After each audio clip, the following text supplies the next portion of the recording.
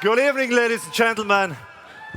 It's a really big honor for me to stand here. Hey guys, who is excited? Who is really excited? You know, we can really be thankful, and I feel really humbled to be part of this company, even at this very special moment, because I think this is, I don't know the real English word for it, but something comes to birth of this weekend, and you're a part of this.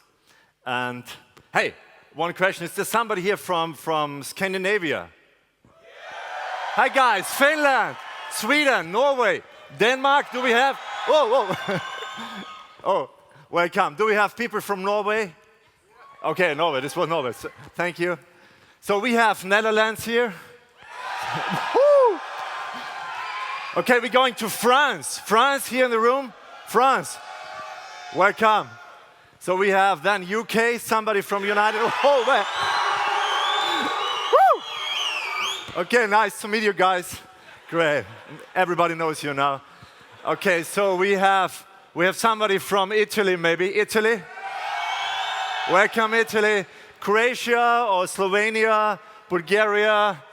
Okay, we need to do better there, guys. Nice. Hey, Spain. Where's Spain? Tenerife. Hey, Joe. Nice to meet you. You guys rock it. So we have somebody here from USA. Of course, we have somebody here from US, abroad. We have somebody here from Asia. India, Africa. Mr. Clay Jackson. Give a hand for Mr. Clay Jackson. My dear friend and my Rima Upline from Africa. It's amazing. So good to see you, Clay. Somebody here from Switzerland. Woo! Somebody here from Germany. Oh my gosh. And guys, somebody here from Austria.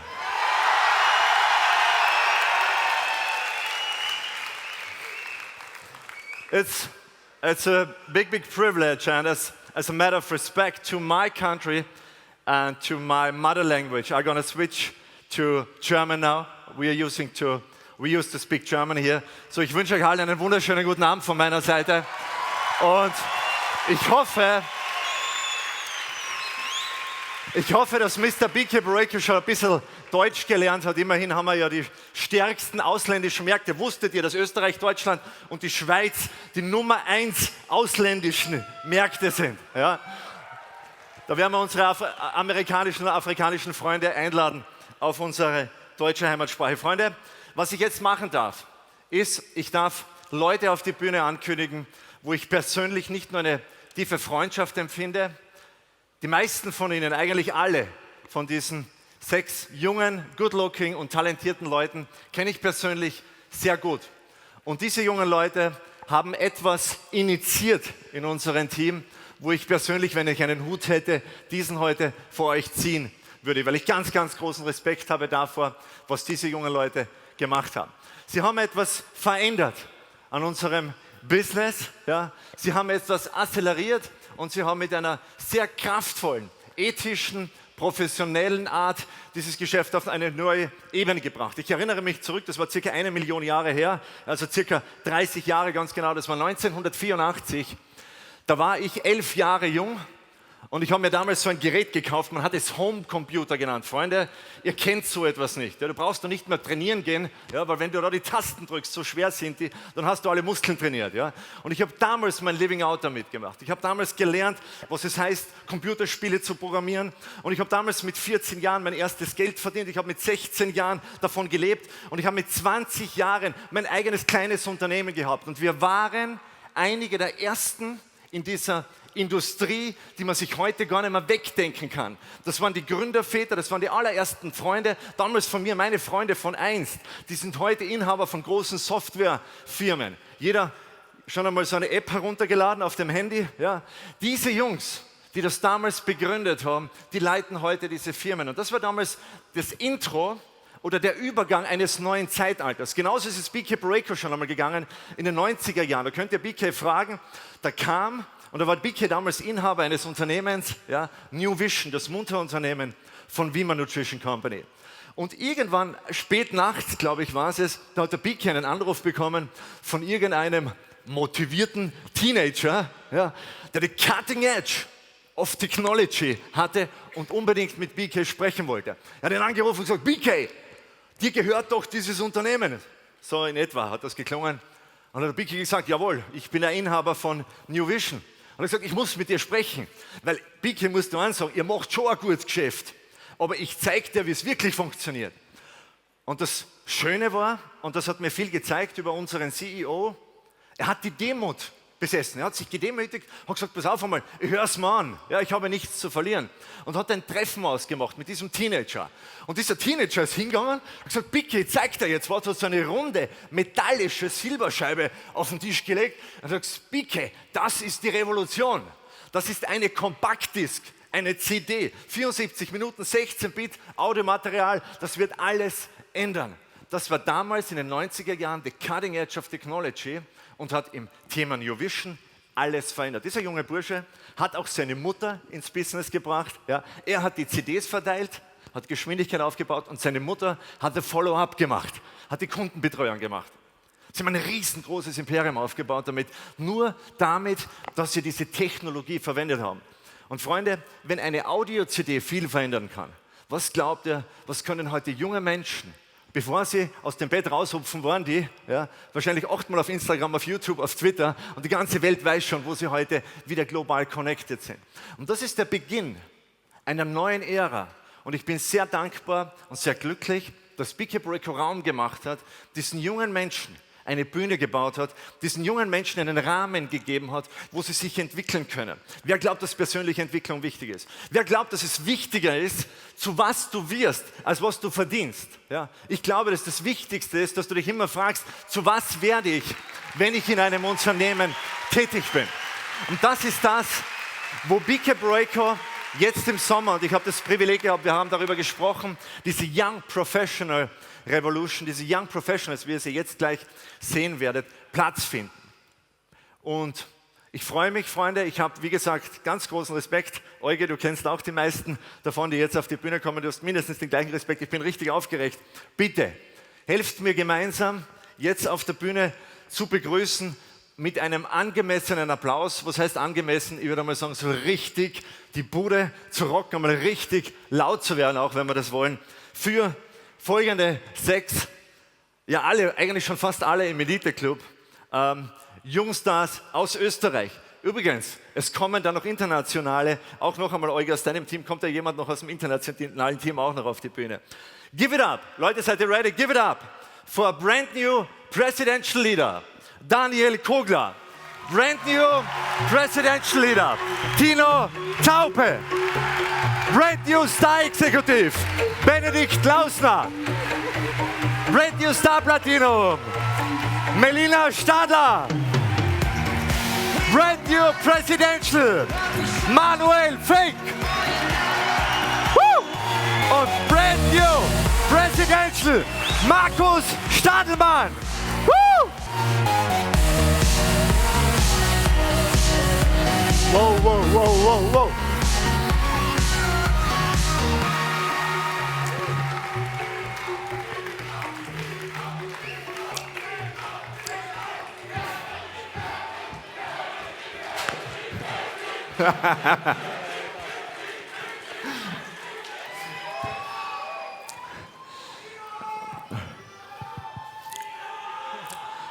Wo fangen wir an? Liebe Melina, wir haben früher schon ein bisschen gesprochen drüber.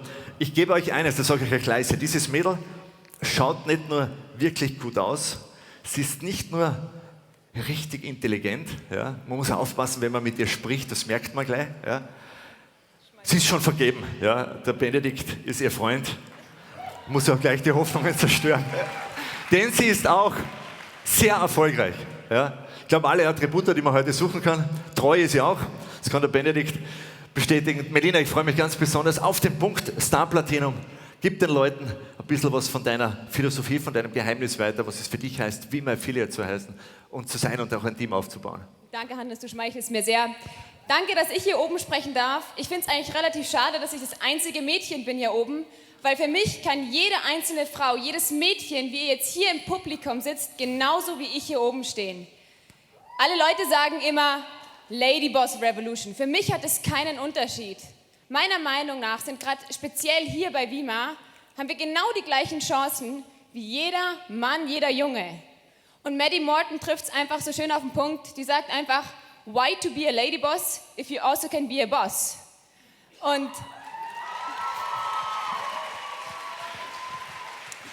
klar, wir Mädchen sind ein bisschen einfallsreicher, ja. Wir finden tausende Ausreden, warum dieses Business für uns nicht funktionieren würde, warum wir schlecht sind, warum wir einfach so ein kleines Selbstbewusstsein haben, sagen wir, hey, ich kann nicht reden wie der Hannes oder wie die Jessica, das schaffe ich nicht, ja. Und ihr müsst einfach irgendwann an den Punkt kommen und sagen, hey, stopp mal, ich kann das genauso gut wie jeder andere, der hier auf der Bühne steht. Ich meine, am Anfang, der Bender weiß es ganz genau, ich habe mir 1000 Ausreden ausgesucht, warum das Business nicht für mich funktioniert. Und jetzt nach 1,5 Jahren stehe ich hier oben und kann es immer noch nicht glauben. Und ich sage euch, jeder kann es. Ihr müsst nur eure Ziele wirklich richtig setzen, positiv denken, nicht jeden Tag negativ aufstehen und sagen, boah, schaffe ich das? Ist mein Team groß genug? Wie baue ich am besten weiter auf? Nein, denkt einfach, ich schaffe das, genau das ist mein Ziel. Ich will groß werden hier, ich will mein Team erfolgreich machen. Und Ladies, it's the best time to be a boss. Thank you. Absolutely. Melina, ihr beide habt ja auch ein ganz großartiges Team in Deutschland, vor allem auch in Deutschland am Start. Wo ist euer Team? Wo ist das Team von Benedikt und Melina? Hi guys. Alle aus Deutschland angereist.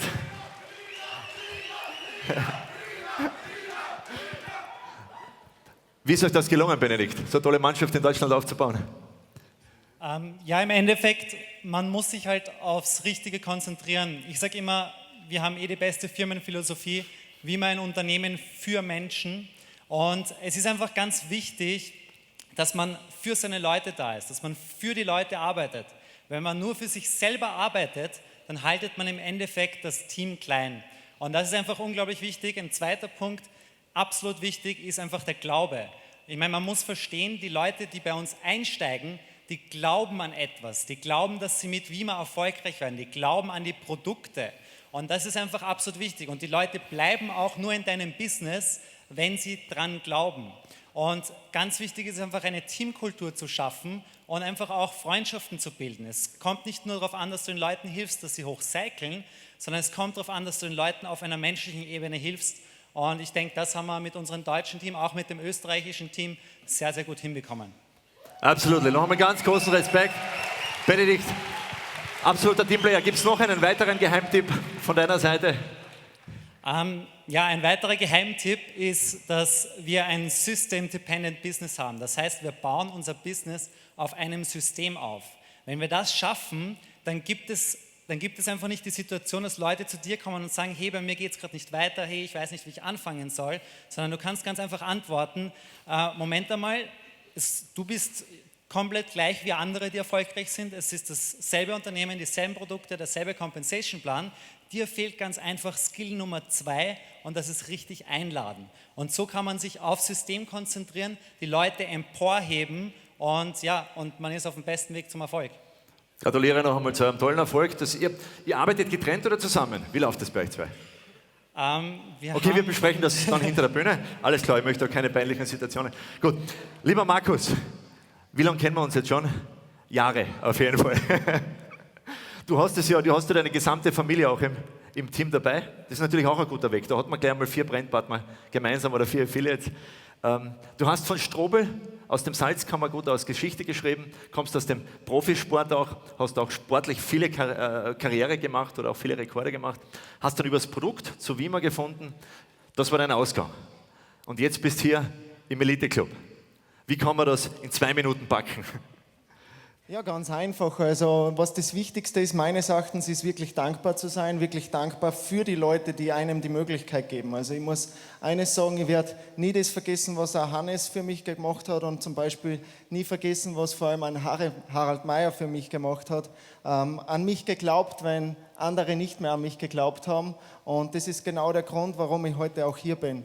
Zum Beispiel ohne Harry wäre ich heute nicht mehr hier, sondern hätte ich zum Beispiel vor ca. 8 Monaten aufgehört und hätte nicht diesen schönen Moment miterleben dürfen, weil 2 von meiner Gruppe, auch Presidential Leader Manuel Fink und Daniel Kogler in meiner Organisation sind.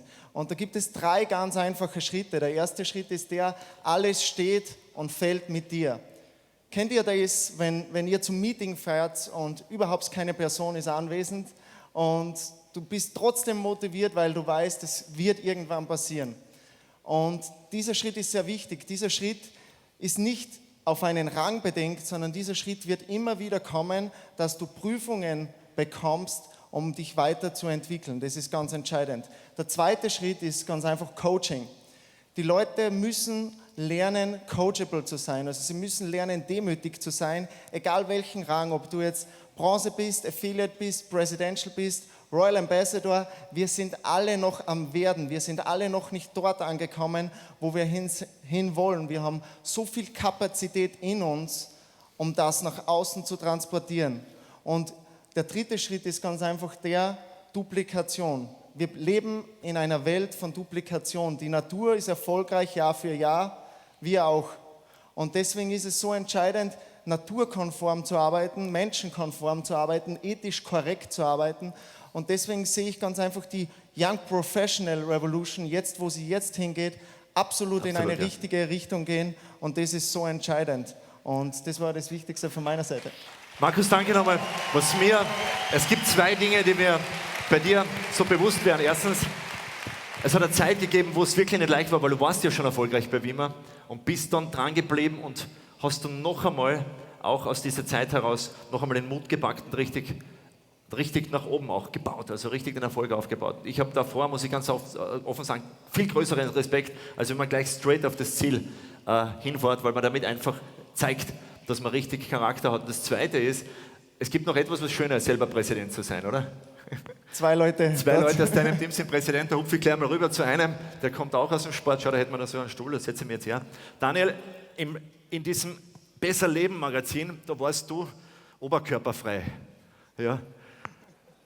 Aus einem Grund, weil er ein Fitnessstudio hat und das verkauft, die Muskeln. Ja, also dieser Bursche ist richtig gut trainiert, er ist fit. Du bist übers Produkt gekommen. Ja, der Hannes war ganz frecher, der hat ins Live-Mac ein Foto von mir getan, was leider 2 Jahre alt ist.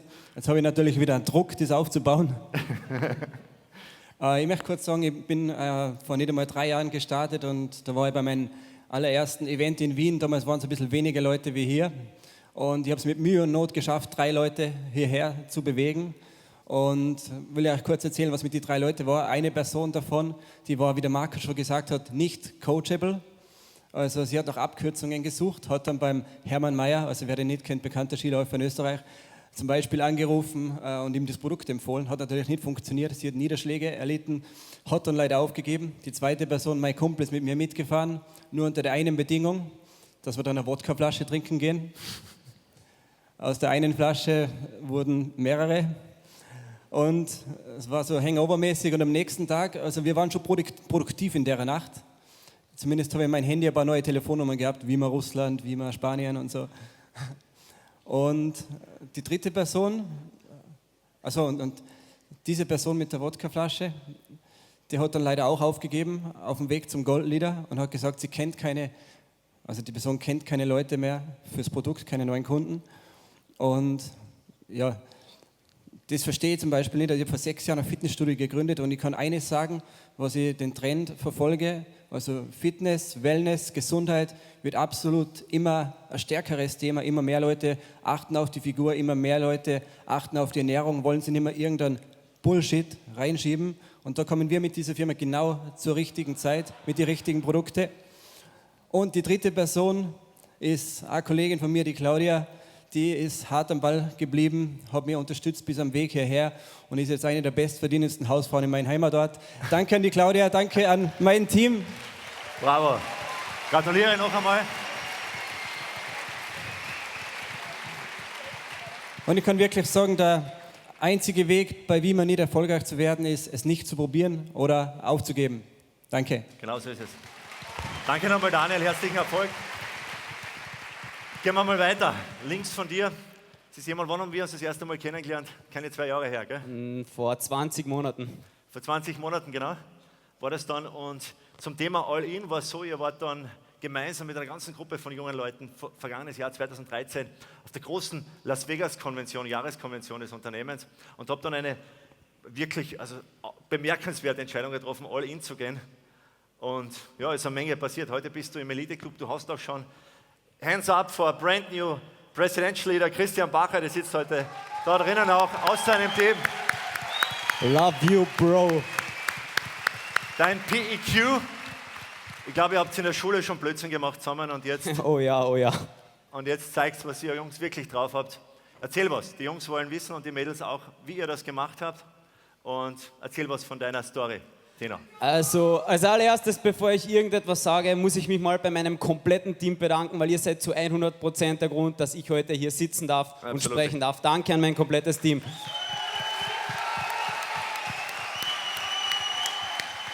Und Leute, mein Tipp für jeden Einzelnen, der in diesem Unternehmen erfolgreich werden will, ist folgender. Um hier erfolgreich zu werden, musst du dich als Person verändern. Das ist exakt das, was ich letztes Jahr auf der München Convention beschlossen habe. Und das ist exakt das, was ich jedem einzelnen Partner in meinem Team sage. Ich bin hier letztes Jahr auf der München Convention gesessen und hatte nur einen Traum, hatte nur ein Ziel und hatte nur einen Fokus, nämlich gemeinsam mit meinem Team den Elite-Rang zu erreichen. Und ich habe ganz genau gewusst, dass nicht der Vergütungsplan sich verändern muss, dass nicht das Unternehmen sich verändern muss, dass nicht die Leader, die schon erfolgreich sind, sich verändern müssen, sondern dass ich mich verändern muss, um erfolgreich zu werden. Deswegen Tipp Nummer 1 von mir, wenn du hier erfolgreich werden willst, arbeite hart an deinem Geschäft, aber arbeite noch härter an deiner Persönlichkeit und du wirst hier erfolgreich werden.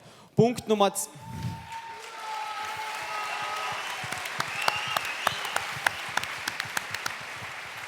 2, Leute. Wenn du Erfolg willst, musst du zu 100% wissen, wo du hingehst und zu 100% wissen, dass dir dieser Erfolg zusteht. Deswegen mein Tipp an euch, wenn ihr dieses Wochenende verlasst, ihr werdet alle begeistert sein, ihr werdet alle excited sein, ihr werdet zurückkehren zu eurem Teams, ihr werdet eine komplett neue Message haben. Behaltet euch dieses Feuer der Begeisterung bei, behaltet euch diesen Traum im Herzen und behaltet diese Vision in eurem Kopf. Weil wir sind alle, jeder, der hier sitzt, in einem Unternehmen, da wird mir wahrscheinlich jeder zustimmen, mit den besten Produkten. Stimmt ihr mir dazu? Absolut. Mit dem besten Vergütungsplan, wer stimmt mir zu? Bin dabei. Und mit den besten Leadern. Und Leute, genau mit dieser Einstellung gehen wir nach der Convention nach draußen und schreiben in Europa mit diesem Unternehmen Geschichte. Und das ist Fakt. Danke. Danke, Tino. Dr. Titi, jetzt hast du mir den Ausblick schon gegeben. Ich wollte dich eigentlich fragen nach deinem Ausblick. Ich habe noch jemanden. Wir haben noch genau 3 Minuten Zeit. Danke, Tino. Jetzt gehen wir da auf die Seite. Wir haben ja noch jemanden aus deinem Team. Ja. Letztes Jahr war er, glaube ich, Goldleader in München und hat eine Entscheidung getroffen. Und ich weiß nicht, Manuel, ob du weißt, wie viele Anrufe ich bekomme, weil mir die Leute sagen, was ist denn da passiert mit diesem Finky? Ja. Und ich habe 2-mal jetzt in mein Backoffice Pro schauen müssen, weil ich mir sage, hast du das angeschaut, oder? Den Verlauf. Und ich habe auch nachgefragt, ob das wohl alles so ist, wie es ist. Und dann, wie ich ihn Manuel besser habe kennengelernt und auch sein Team vor allem, nicht nur, dass da eine Maschine sitzt, das war jetzt, glaube ich, 365 Tage Burst, das habe ich überhaupt noch nicht gesehen, ja. Sondern auch vor allem diese Freundschaften in dem Team und auch diese Arbeit an der Basis, ja, wie sie hier gemacht wird. Also du bist für mich einer der größten Lehrmeister. Im Moment kann ich dir ganz offen sagen, ich lerne eine Menge. Ich rufe dich immer an, damit ich was lernen kann von dir. Das ist der Grund, warum ich mich melde. Manuel, die Leute sind ganz extrem gespannt, ja, von dir was zu hören. Und ich gebe dir als Letzten aus unserer Runde gerne das Wort. Herzlichen Applaus für Manuel Fink. Brand new Presidential Leader.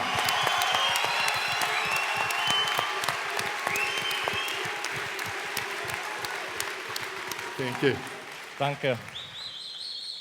Dieser Applaus gehört nicht allen, nur uns hier oben. Der Applaus gehört jedem Einzelnen von euch, denn ihr seid der Grund, warum wir hier überhaupt sitzen dürfen. Und bei mir war es so, also kurz mal bitte, jeder die Hand heben, wer jetzt im Moment Goldleader ist. Goldleader. Ich war vor 12 Monaten, also genau vor einem Jahr, bei der Europa-Convention in München, genau an eurer Position. Ich war Goldleader, bin irgendwo im Publikum gesessen und ich habe dort eines realisiert. Wie immer, das Unternehmen, die Branche, in der wir sind, das ist jetzt alles noch mehr oder weniger ein kleines Baby. In den nächsten 20, 30, 40 Jahren wird diese Branche nicht mehr 170 Milliarden Umsatz machen, sondern 200 bis 300 Milliarden. Es wird Unternehmen geben, die nicht nur 10, 12 oder 13 Milliarden Umsatz machen, sondern vielleicht 40 oder 50 Milliarden. Warum ich mir sicher bin oder warum ich das weiß, das hat einen Grund. Jeder, glaube ich, kennt die Geschichte, dass WhatsApp aufgekauft wurde von Facebook um 19 Milliarden.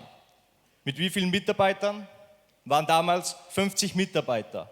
Sind wirklich 50 Personen 19 Milliarden wert? Oder haben eigentlich wir, jeder Einzelne hier in dem Raum, haben wir den eigentlichen Wert? Ich sage wir das Netzwerk, haben den eigentlichen Wert. Und ich sehe Vima als ein Unternehmen, das einfach den Weg ebnen wird für viele, viele, viele weitere Unternehmen, die den gleichen Weg gehen. Und bei mir war es so, ich habe damals bei der Europa Convention in München für mich meine Entscheidung getroffen, dass ich mit Vima, mit diesem Unternehmen erfolgreich werde. Und diese Entscheidung, ich glaube, BK selbst weiß, da gab es ein Angebot über 10 Convention-Tickets für diese Convention hier. Und ich habe mir damals als Gold-Leader 10 Tickets gekauft, weil ich eines zu 100% wusste, dass ich heuer mindestens mit 10 Personen wieder hier sein werde. Und aus diesen 10 Tickets, das waren 10 VIP-Tickets, wurden nicht 10 Personen, sondern ca. 250 oder 300 Personen, die heute hier sind. Unglaublich.